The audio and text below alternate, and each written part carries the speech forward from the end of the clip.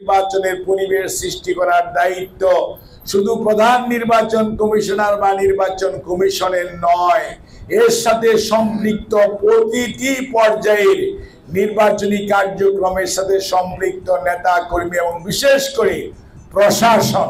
প্রশাসন এমন একটি শব্দ বাংলাদেশে হয়েছে যে উনারা রাজা, আমরা সবাই প্রজা, কিন্তু এই প্রশাসন হবে জনপ্রশাসন। জনগণের সাথে তার সম্পৃক্ত থাকার কথা, জনগণের সুখ দুঃখ ভালো দেখার কথা।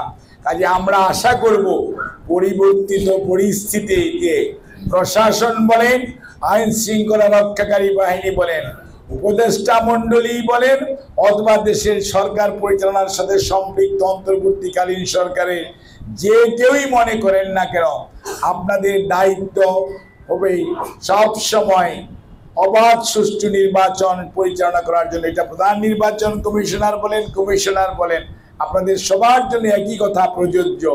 আপনাদের আচরণ, এই বাংলাদেশে যদি আজকে 12 কোটি ভোটার থাকে, মনে রাখবেন 24 কোটি চোখ আপনাদের কার্যক্রমকে অবলোকন করছে। কোন অবস্থাতেই ভাববেন না যে মানুষ জেগে জেগে ঘুমাচ্ছে। আপনারা হয়তো ভাবতে পারেন আমি তো চোখ বন্ধ করে ফেললাম, কেউ দেখলো না, কিন্তু মনে রাখবেন অন্যরা কিন্তু আপনার কার্যক্রম অবলোকন করছে।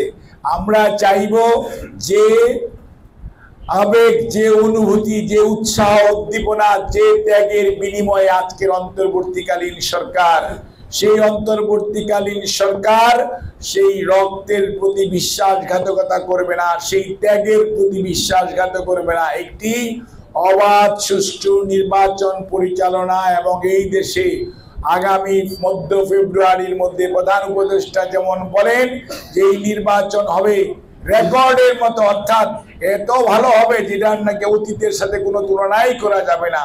আমরা এটাকে বিশ্বাস করতে চাই, বিশ্বাস রাখতে চাই, কিন্তু আমরা যখন দেখি কিছু কিছু কর্মকর্তা, কিছু সর্বোচ্চ রাষ্ট্রের সর্বোচ্চ পর্যায় থেকে মাঠ পর্যায়ের মধ্যে যাদের আচরণ এবং কোনো আমাদের যে যারা দেশ পরিচালনা করছেন তাদের কারো আচরণ প্রশ্নবোধক, এবং যেগুলো নিয়ে পত্র পত্রিকায় আজকেও ফিচার আছে, গতকালকেও ছিল, গত কয়েকদিন যাবতই কিন্তু ওনারা একজন আরেকজনের কথা মানে লেখালেখি হচ্ছে ন্যাশনাল মিডিয়াতে, সোশ্যাল মিডিয়াতে না।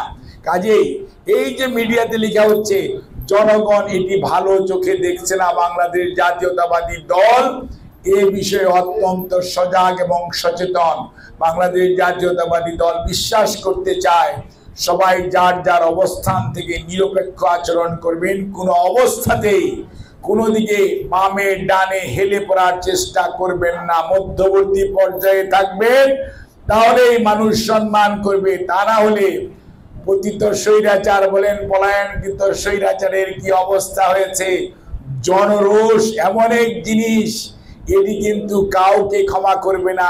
আর এই শহীদের রক্তের প্রতি যদি আপনারা বিশ্বাসঘাতকতা করেন, জনগণ তো ক্ষমা করবেন না, শেষ বিচারে আল্লাহ রাব্বুল আলামিনের কাছেও ক্ষমা পাবেন কিনা আমরা জানি না।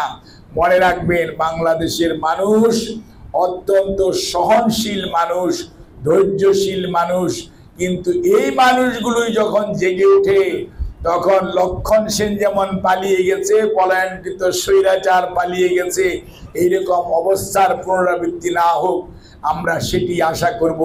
এবং একটি অবাধ সুষ্ঠু নির্বাচন আয়োজনের মাধ্যমে জনগণ তার ক্ষমতা পাবে, জনগণ তার পছন্দের মানুষগুলোকে আগামী দিনে নির্বাচিত করবে, দায়িত্ব দিবে এবং দেশ পরিচালনা করবে। দেশে একটি অবাধ সুষ্ঠু নির্বাচনের মাধ্যমে আগামী বাংলাদেশ গঠনে সবাই ঐক্যবদ্ধভাবে কাজ করবে।